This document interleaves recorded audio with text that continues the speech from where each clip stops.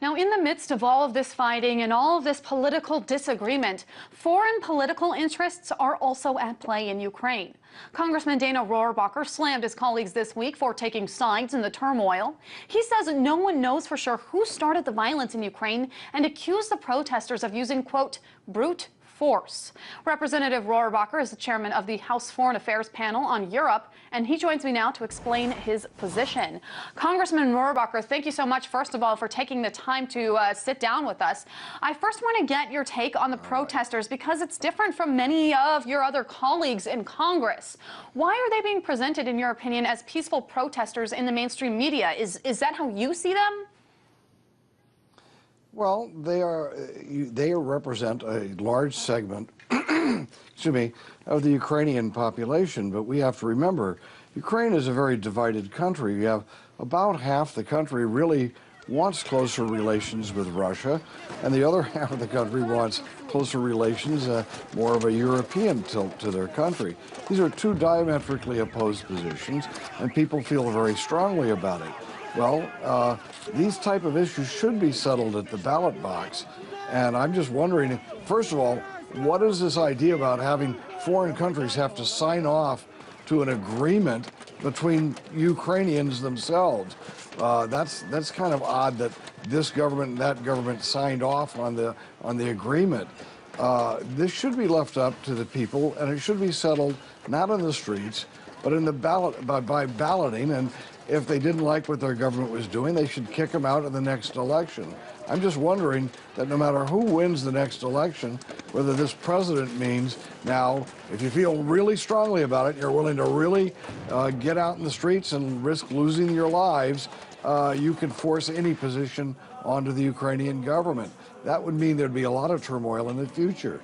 And as you say, we are seeing these diametrically opposing opinions playing out in the streets with this crazy violence that's going on. Now, Senators John McCain and Chris Murphy traveled to Kiev in December. Senator Murphy said, quote, Ukraine's future stands with Europe and the U.S. stands with Ukraine, while Senator McCain proclaimed, quote, America stands with you.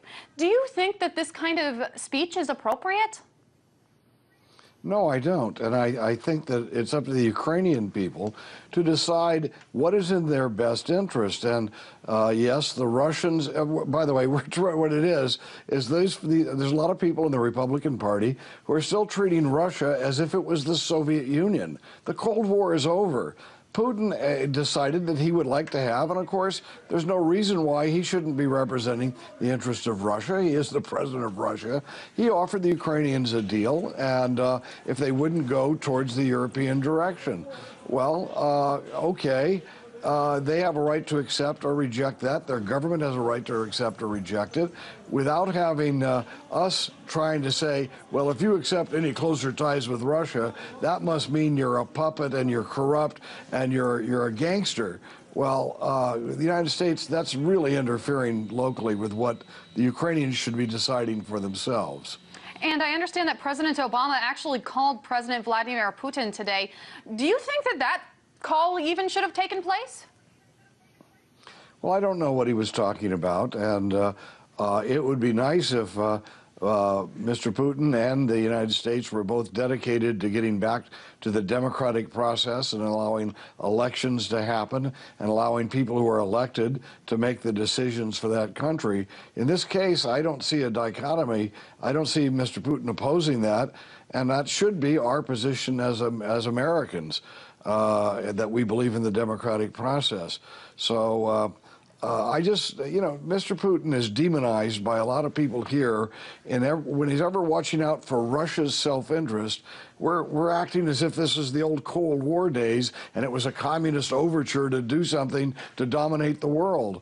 Well, Putin has a right to watch out for the interests of the people there, just as the way we do in the United States, and just as the Ukrainian government should be doing, watching out for the interests of the people of Ukraine.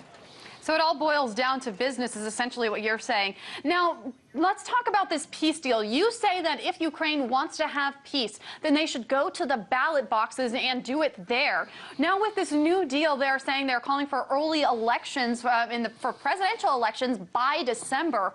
Does this peace deal undermine the democratically elected government, since essentially it reverses the Constitution and forces early elections? I mean, what kind of a message does it send to protesters? Does it say that if they go to the streets and riot, that they will get what they want? Well, and they went to the streets. They don't necessarily, we don't know whether they went to the streets and rioted or not. There's a lot of evidence to indicate that people were being shot, that the authorities, once they were in the streets, started brutalizing them. There's that evidence, and but also there's evidence that there are hotheads among the people who are demonstrating, and that they all weren't as peaceful as is being portrayed, and victims as they are being portrayed. The most important thing, however, is the rule of law. And yes, human rights have to be protected. People have a right to demonstrate and express their opposition to government policy. But also we have the rule of law to think about, that when a government is elected, it should be that is the group of people who are elected to make decisions. They're the ones who should set the policy.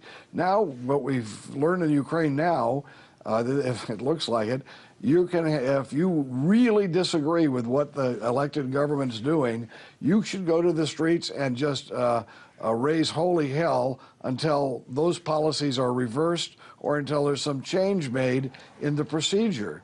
Well, so certainly, that's not going to lead to peace in the Ukraine in the future. So certainly guilt does lie on both sides, and we don't really know right now who has insinuated this kind of chaos that we're seeing play out in the streets. And we don't have too much time left, but we've seen in the last few years massive demonstrations happen throughout the Arab world, recently in Turkey and Bahrain. We've seen them play out in the European Union with austerity riots. We've even seen them here in the U.S. with the Occupy movement. What's the appropriate response from governments to movements that happen like this and are taken out to the streets? Well, the important thing is that all people in these countries, whether it's the United States or elsewhere, these people have a right to demonstrate. They don't have a right to blockade streets or to occupy territory, but they have a right to protest and to express themselves and their opposition to government policies as aggressively as they can without stepping on the rights of others.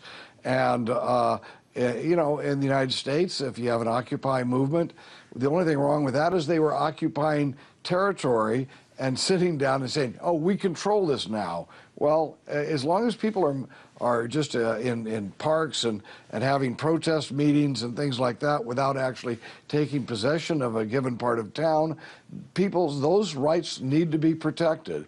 But at the same time, elected government, that principle that the elected people, see, you can be a very small minority and still get hundreds of thousands of people out. So the right of the majority to elect its government and set policies shouldn't be stepped on either. Congressman Dana Rohrabacher from California, thank you so much for joining me. I hope you come back again.